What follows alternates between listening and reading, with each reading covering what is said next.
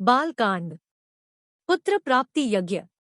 राजा दशरथ की 3 रानियां थीं। उस समय के राजा एक से अधिक विवाह करते थे। राजा दशरथ की तीनों रानियों में कौशल्या सबसे बड़ी थी। वे धार्मिक, सद्गुणी व ममता प्रेम की मूर्ति थी। दूसरी रानी सुमित्रा सरल व शांत स्वभाव की थी। तीसरी रानी कैकेयी बहुत ही सुंदर व बुद्धिमान थी। राजा दशरथ अपनी तीनों रानियों से अपार स्नेह रखते थे।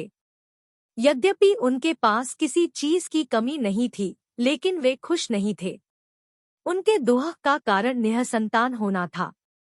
राजा दशरथ ने संतान प्राप्ति हेतु महर्षि वशिष्ठ की देखरेख में एक यज्ञ करवाया। राजा दशरथ के यज्ञ से प्रसन्न होकर भगवान विष्णु ने उन्हें दर्शन दिए। राजा दशरथ ने अपने दोनों हाथ जोड़कर विनती की, हे प्रभु, मैं निःसंतान हूँ। मेरी इच्छा है कि आप पुत्र रूप में मेरे घर जन्म ले। भगवान विष्णु ने उनकी प्रार्थना स्वीकार कर ली। तभी यज्ञ वेदी से चमक के साथ एक दिव्य पुरुष प्रकट हुआ।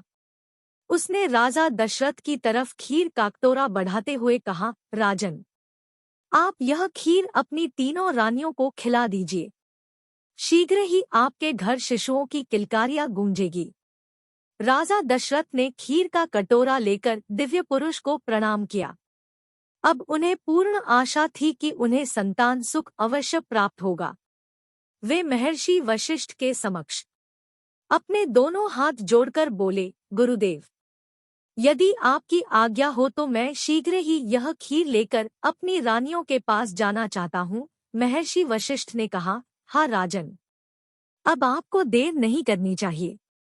आप जल्दी जाइए। ईश्वर आपका कल्याण करे।